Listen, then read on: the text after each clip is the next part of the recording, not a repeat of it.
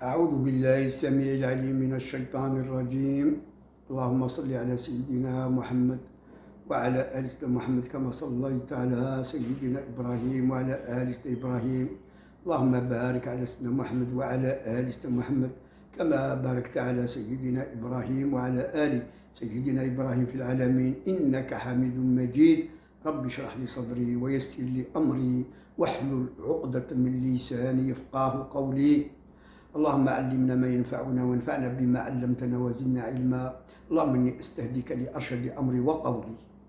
Ça fait pas longtemps, enregistré une petite vidéo sur la question du pouvoir, de la puissance des paroles divines, de la parole divine ou des paroles divines. J'avais vu qu'il n'y avait pas une certaine logique, une structuration, un enchaînement convenant, etc. J'avais décidé de la supprimer puis de la remplacer par celle-ci, Inch'Allah, que Allah ya'inna wa yalhimna as-sawab, Inch'Allah.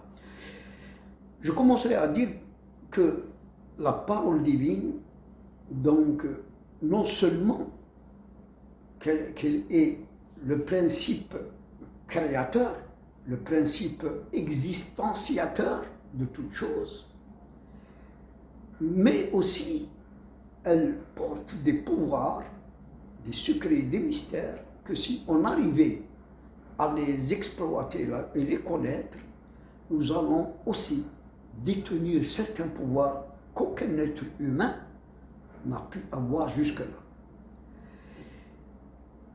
Allah Azza wa Jal, à travers notre prophète Mohammed sallallahu alayhi wa sallam, nous dit que la première des choses que Dieu a créées est le qalam, la plume.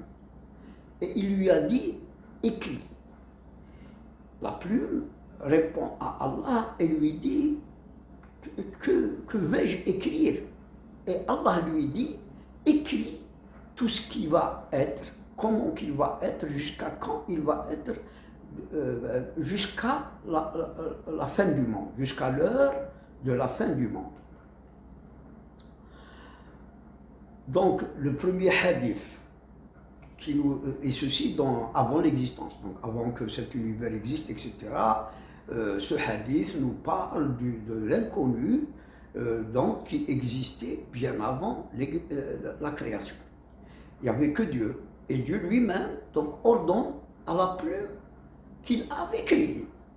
Et moi, je me suis arrêté en quelque sorte un peu sur ce hadith, qui est très, très important. Allah créa la plume, mais il ne nous dit pas comment il l'a créé et qu'est-ce que c'est ce qalam. C'est quoi ce qalam? Le qalam, ce qalam est un objet divin, céleste, inconnu, métaphysique, je pourrais dire. Il n'y a pas de ressemblance à ce qalam divin dans la création. Il ne ressemble à rien, comme Allah Azza wa Jal lui-même ne ressemble à rien. Toutefois, il faut comprendre que dans sa création, Allah Azza wa Jal, il a mis en lui, il a créé en lui, tout d'abord des facultés d'entendre, une intelligence, parce qu'il a répondu à Allah. Il lui a dit, qu'écrirai-je, que vais-je écrire? Et quand Dieu lui dit, écris les destins et la destinée de chaque chose, attention, de chaque chose, de chaque être, de chaque créature, jusqu'à la fin des temps. Et ce qalam, regardez, en quelque sorte, le qalam ici, c'est la science de Dieu. Parce qu'il a commencé à écrire les sciences de Dieu sur la table bien gardée, sur le Lawh al-Mahfuz. C'est comme si que ce qalam est symboliquement, donc, symboliquement représente les sciences divines, toutes les sciences divines. Donc, c'est comme si que les en quelque sorte cristallisés ou en quelque sorte mis dans cet objet, dans ce qalam, qui a commencé à écrire par l'ordre de Dieu. L'ordre de Dieu lui a dit écris. Et là, c'est une parole. C'est une parole qu'il a donc qu'il a donnée au Qalam. Le Qalam a ouï, a entendu, a compris, il a répondu. Donc il avait des facultés, il avait donc une connaissance, il avait une intelligence pour pouvoir entendre, comprendre, puis répondre. Et il a commencé à écrire. Ce Qalam, pour moi, c'est pratiquement le symbole de toutes les sciences divines. Puisque d'ailleurs, il a écrit toutes les sciences divines sur ordre d'Allah. C'est comme si que Allah donc a en quelque sorte extériorisé ces sciences sous forme de qalam, à qui il a demandé d'écrire ce que ce qalam finalement porte. Parce qu'une fois que l'ordre a été donné, le qalam a commencé à écrire. Ça veut dire que c'est comme si qu'il comportait toutes les sciences divines. Et c'est un symbole de science divine. Et ce qu'il y a dans l'existence actuellement, tout est science divine, de l'infiniment petit à l'infiniment grand. Alors à partir de là, regardez justement, c'est que le Qalam est le symbole des sciences. Après sur la terre, et quand le Coran fut révélé, le premier verset, la première sourate, les 7 premiers versets qui ont été révélés à Sayyidina Muhammad sallallahu alayhi wa sallam, c'était Iqra bi ismi rabbika alladhi khalaq خلق الإنسان من علق اقرأ وربك الأكرم الذي علم بالقلم علم الإنسان ما لم يعلم صدق الله العظيم. Regardez ici, puisque Iqra, c'est les sciences, Iqra, ça veut dire donc apprenez, essayez de connaître, cherchez, Iqra, voilà, c'est les sciences. Le qira'a, c'est les sciences. La lecture, c'est apprendre les sciences. Iqra bi ismi rabbika alladhi khalaq. Par le nom de ton Seigneur qui a créé. Il a créé l'homme à partir, c'est-à-dire de min alaq, à partir de alaq. Iqra wa rabbuka al-akram, akram. Donc rabbuka akram. C'est-à-dire avec les sciences, il va donc t'honorer. Il va donc te donner des bienfaits. Il va te faire connaître donc la réalité, la haqiqa. Akram, il va c'est-à-dire te submerger de ses bienfaits par les sciences. Ça aussi, c'est par les sciences. C'est-à-dire tout ça, akram, parce qu'il va donc en quelque sorte te donner de ses bienfaits, de ses ni'am, etc., sans limite. اقرأ وربك الأكرم الذي علم بالقلم, avec donc la plume, toutes les sciences qu'il y a sur terre, c'est avec la plume. Tout est donc écrit sur des livres. Et donc ces livres, donc il y a une compilation, un cumul de sciences dans tous les livres, qu'ils soient scientifiques, historiques, sociologiques, politiques, de théologie, métaphysique, philosophique, etc., etc. C'était avec la plume, ça a été écrit. Et c'est avec ces livres que la science avance et l'humanité avance, évolue. C'est-à-dire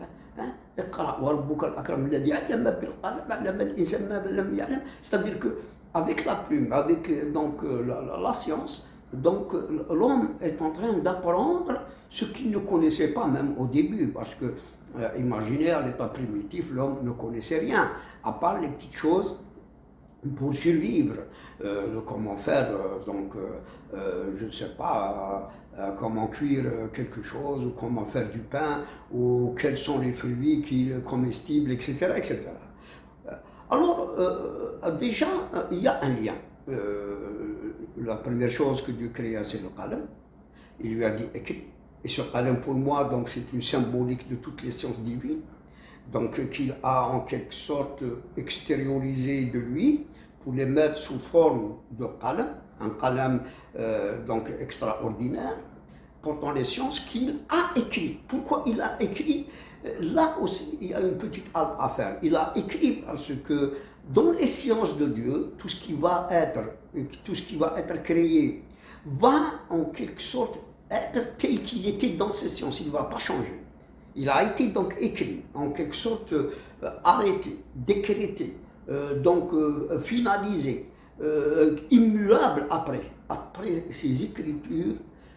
Les écritures des sciences de Dieu, ce qui a été écrit est immuable. Il va être ainsi dans l'existence qui se déroule depuis donc, la création, depuis le but. Alors, je voudrais ajouter à cette première, parce qu'il y a quelques-unes d'autres que je vais ajouter, parce que après on va passer à la parole divine, le Coran, et qu'est-ce qu'on peut faire avec sur terre. Mais avant aussi, quand Dieu a écrit sur la table bien gardée, il a aussi commencé à créer. Et il a commencé à créer par le verbe aussi kun. Ça aussi c'est une parole. Le premier, il a adressé au qalam, de ce qu'on connaît, et la deuxième, regardez, par donc le kun fayakun. Mais il y a une création de la matière. Et cette création de la matière, de la première matière, de la masse compacte, comme on l'appelle, le point où tout était uni. C'est-à-dire dans ce point, premier, primordial, il y avait tous les cieux et la terre étaient dans ce point, unis, l'un à côté de l'autre. Puis Allah les a désintégrés par donc, sa force, par sa puissance, par son ordre, et que chaque planète, chaque étoile, chaque astre, chaque galaxie, chaque système, etc., était parti, c'est-à-dire dans le vide, et il s'est donc arrêté là où Dieu lui a ordonné d'être et de suivre des lois qu'il a mis dans ce cosmos, dans les 7 cieux et sur la terre. Donc, avec son ordre, regardez, il a désintégré, mais avant de désintégrer la masse compacte, ce qu'on appelle le Big Bang, Allah avait préparé à la désintégration des lois cosmologiques, cosmiques, de rotation, d'attraction, de mouvement dans le cosmos, etc., de tout ce qu'il va créer, y compris la Terre. La Terre avec sa particularité de recevoir après l'être humain. Mais avant de créer l'être humain, bien sûr, il a aussi créé tout d'abord la vie, puis les animaux.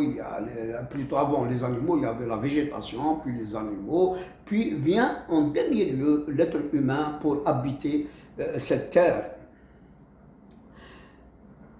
Allah a commencé à créer dans les cieux et dans la terre, dont la création a pris 6 jours.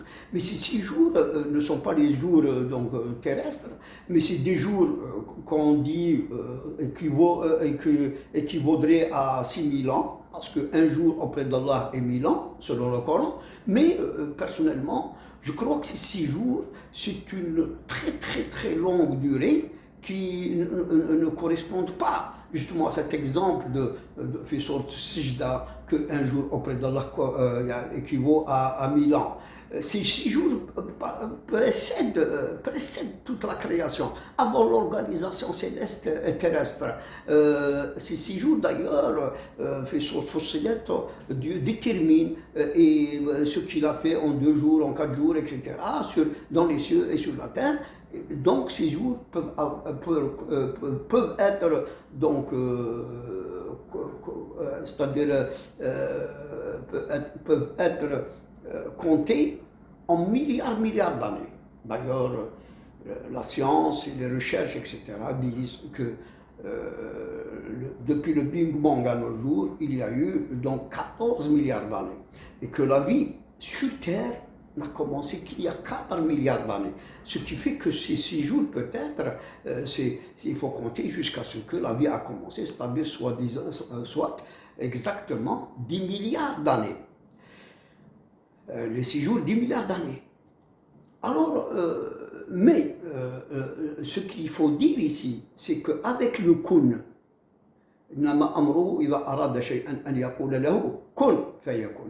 le kun qui était avant l'existence, c'était un kun, un verbe, donc une parole, qui s'adressait à ce qu'il y avait dans le Lawh al-Mahfouz.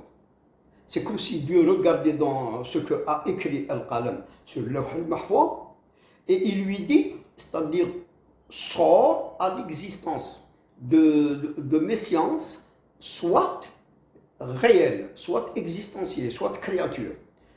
Depuis les gaz, depuis la formation des cieux, la formation de la terre, tout ça, mais c'était dans ces sciences. C'est-à-dire que Dieu faisait, concrétiser, réaliser ce qu'il y avait dans ces sciences, écrites sur la table gardée par le Qalam, à la réalité, à l'existence telle qu'elle est actuellement et comme elle se déroule actuellement, minute par minute, seconde par seconde.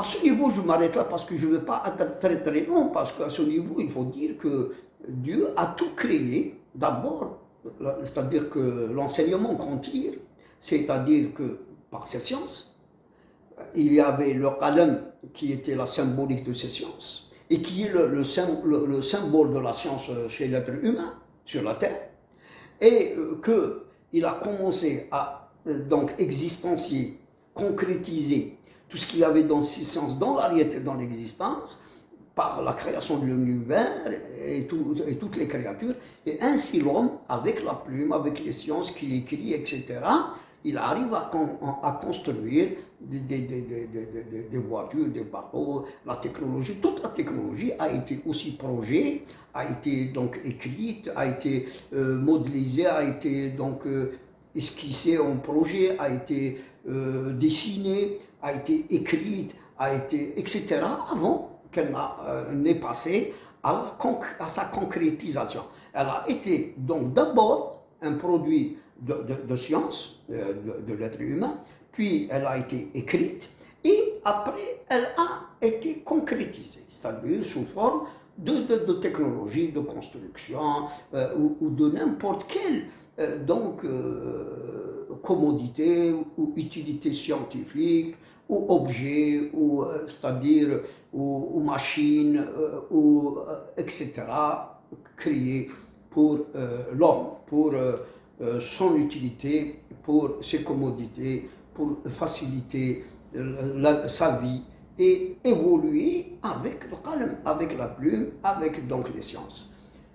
Je m'arrête là aujourd'hui, mais je reviendrai parce que la deuxième partie ou la troisième, enfin je ne sais pas combien que ça va prendre, c'est que Allah Azza wa Jal nous a donné ces quelques enseignements à travers ce premier hadith, à travers ce qui a été donc dit dans le Coran à propos de la création en 6 jours. Ensuite, dans son ordre kun fayakun, donc c'est une transmutation de science en réalité, en créature, en être, en loi divine, parce que même les lois étaient chez lui des sciences. Indahu subhanahu azza wa jalla. Je vous dis donc à la prochaine. Astawdi'ukum Allah wa aqul lakum salam wa alaykum wa rahmatullahi ta'ala wa barakatuh.